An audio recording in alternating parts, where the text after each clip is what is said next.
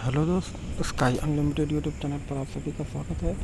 आइए शुरू करते हैं पॉलिटिकल साइंस के आज के अपने अगले टॉपिक से, जो है संसदीय कार्यवाही के साधन या संसदीय प्रक्रिया। किसी भी संसदीय प्रक्रिया की शुरुआत सर्वप्रथम राष्ट्रपति से होती है। राष्ट्रपति संसद के सत्र चलाने के लिए संसद को आहूत करता है। सामान्यतः संसदीय सत्र 3 प्रकार के होते हैं। पहला बजट सत्र, दूसरा मानसून सत्र, तीसरा शीतकालीन सत्र। बजट सत्र का समय फरवरी से मई तक का होता है। जुलाई से मानसून सत्र का समय जुलाई से सितंबर तक होता है तथा शीतकालीन सत्र का समय नवंबर से दिसंबर तक होता है। अगला है दोस्तों संसदीय कार्यवाही। संसदीय कार्यवाही की शुरुआत प्रश्नकाल से होती है। प्रश्नकाल दोनों सदनों में प्रत्येक बैठक के प्रारंभ में संसद का पहला घंटा प्रश्नकाल कहलाता है।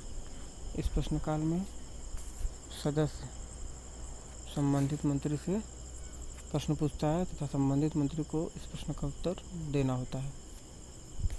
प्रश्नकाल के अंतर्गत निम्न प्रश्न आते हैं। पहला तारांकित प्रश्न, दूसरा अतारांकित प्रश्न, तीसरा अल्प सूचना के प्रश्न, चौथा प्राइवेट सदस्यों के द्वारा पूछे जाने वाले प्रश्न।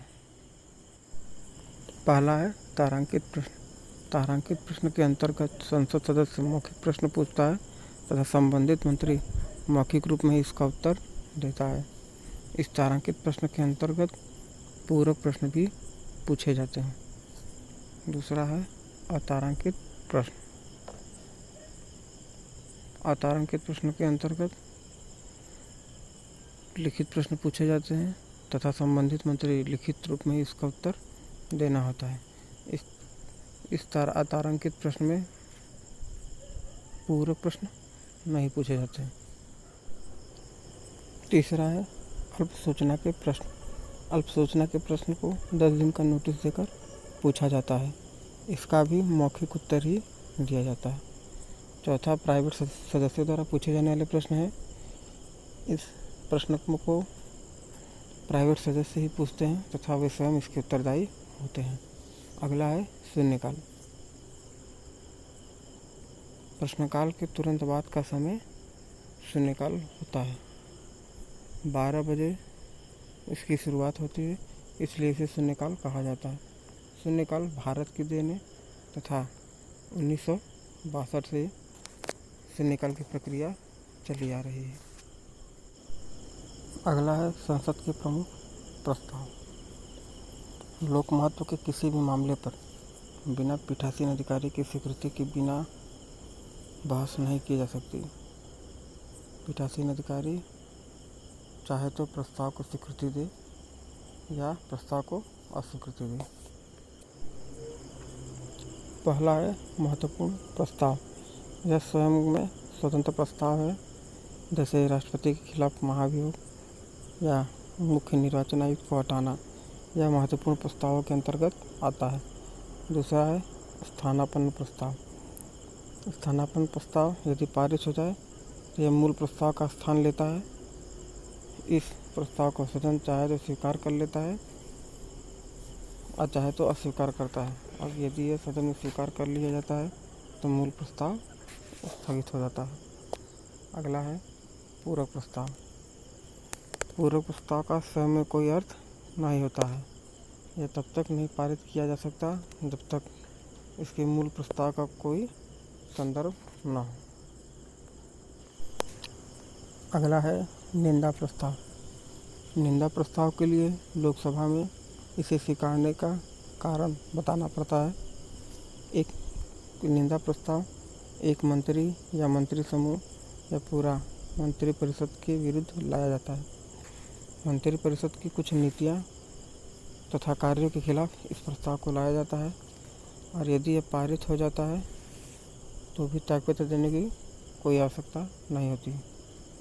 अगला है अविश्वास प्रस्ताव।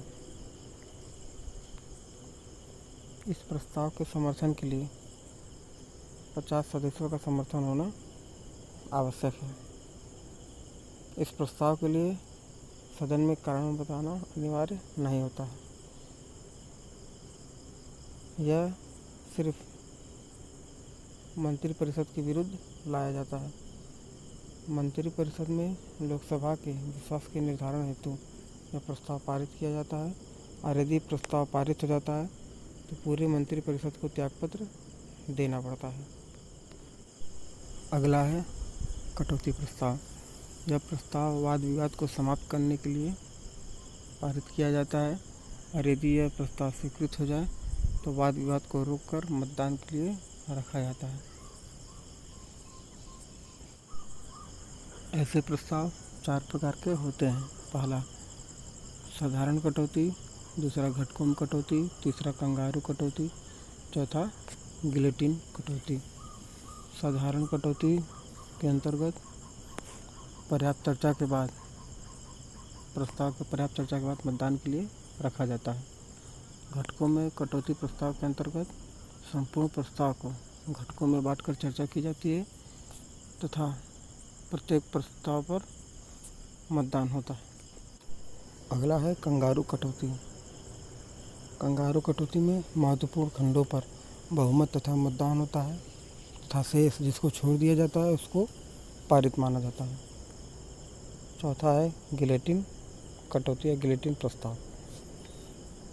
जिस प्रस्ताव पर बात पर चर्चा न हो तो उसे मतदान पूर्व चर्चा के लिए गिलेटिन प्रस्ताव के अंतर्गत रखा जाता है। अगला आता है विशेषाधिकार प्रस्ताव। इस प्रस्ताव के अंतर्गत यदि कोई संसद सदस्य यह महसूस करता है कि सही तथ्य को प्रकट न कर या गलत सूचना देकर एक या एक से अधिक सदस्यों के विशेषाधिकार का उल्लंघन किया गया है तो विशेषाधिकार प्रस्ताव पारित किया जाता है। इसका उद्देश्य संबंधित मंत्री की निंदा करना होता है। अगला है ध्यानाकर्षण प्रस्ताव। ध्यानाकर्षण प्रस्ताव के अंतर्गत पीठासीन अधिकारी की अनुमति से लोक महत्व के मामले में संबंधित मंत्री का ध्यान आकृष्ट करने के लिए ध्यानाकर्षण प्रस्ताव लाया जाता है। शून्यकाल से विपरीत ध्यानाकर्षण प्रस्ताव का नियम का उल्लेख संविधान में है, जबकि शून्यकाल के बारे में संविधान में कोई उल्लेख नहीं है। ध्यानाकर्षण प्रस्ताव भारतीय नवाचार की देन है तथा 1954 से यह लगातार जारी। अगला है स्थगन प्रस्ताव। स्थगन प्रस्ताव लोकसभा या राज्यसभा में लोक महत्व के अविलंब अन्य मामलों में स्थगन की चर्चा के लिए स्थगन प्रस्ताव लाया जाता है। इस प्रस्ताव के लिए 50 से अधिक सदस्यों का संसद सदस्यों का समर्थन प्राप्त होना आवश्यक है। इस प्रस्ताव पर 2.5 घंटे से कम की चर्चा नहीं होती है। स्थगन प्रस्ताव लोक महत्व के अन्य मुद्दे जो वर्तमान घटनाओं में अत्यंत महत्वपूर्ण है उनको उठाया जाता है। इस प्रस्ताव में न्यायालय में विचाराधीन तथा प्रथम प्रस्ताव को नहीं उठाना चाहिए। अगला है धन्यवाद प्रस्ताव। आम चुनाव के पहले सत्र या वित्तीय वर्ष के पहले सत्र को राष्ट्रपति संबोधित करता है तथा इस प्रस्ताव में राष्ट्रपति पहले की तथा अब की सरकारों के बीच एक खाका खींचता है तथा इनके कामों की तुलना होती है। यह प्रस्ताव ब्रिटेन के राजा के भाषण से प्रेरित है। दोनों सदनों में इसकी चर्चा होती है तथा इसका सदन में पारित होना आवश्यक होता है और यदि ये पारित न होने पर इसे सरकार की पराजय मानी जाती है। अगला है औचित्य प्रश्न। औचित्य प्रश्न के प्रस्ताव में किसी तरह की बात की अनुमति नहीं है। जो सदन सामान्य नियमों का पालन नहीं करता है या जब सदन सामान्य नियमों का पालन नहीं करता है तो औचित्य प्रश्न स्थान ग्रहण करता है। औचित्य प्रश्न मुख्यतः विपक्षी सरकार द्वारा सरकार पर नियंत्रण करने के लिए प्रयोग किया जाता है। अगला है आधे घंटे की बहस। इसके लिए सदन में कोई औपचारिक प्रस्ताव पारित नहीं होता है। आधे घंटे के प्रश्न के लिए अध्यक्ष कोई भी 3 दिन निर्धारित करता है। अगला है विशेष उल्लेख। लोकसभा के नियम 377 के तहत इसे नोटिस कहा जाता है। प्रश्नकाल के दौरान इसका प्रयोग नहीं होता तथा आधे घंटे के बहस में राज्यसभा में अल्प विशेष उल्लेख के दौरान मुद्दा उठाया जाता है। अगला है दोस्तों संसद में पारित होने वाले विभिन्न संकल्प। संकल्प लोक महत्व के मामलों में प्रस्तावित संकल्प या संकल्प के संशोधन को सभा की अनुमति के बिना पास नहीं किया जा सकता। यह संकल्प 2 प्रकार का होता है। पहला सरकारी संकल्प, दूसरा सांविधिक संकल्प। सरकारी संकल्प मंत्री द्वारा किसी भी समय लाया जाता है। यह किसी भी दिन जो सोमवार से गुरुवार के बीच मंत्री पारित कराता है। अगला है सांविधिक संकल्प। यह दोनों सदनों द्वारा संविधान के उपबंध के तहत लाया जाता है। गैर सरकारी सदस्य द्वारा संकल्प केवल वैकल्पिक शुक्रवार को तथा गैर सरकारी सदस्य द्वारा बैठक में लाया जाता है। यह सभी उपरोक्त संकल्प महत्वपूर्ण प्रस्तावों में ही पारित होते हैं और सभी संकल्प स्वीकृत हो ऐसा जरूरी नहीं है। तो दोस्तों यह वीडियो आपको कैसा लगा और यदि आपको अच्छा लगा हो तो कृपया लाइक, शेयर एंड सब्सक्राइब जरूर करें। धन्यवाद।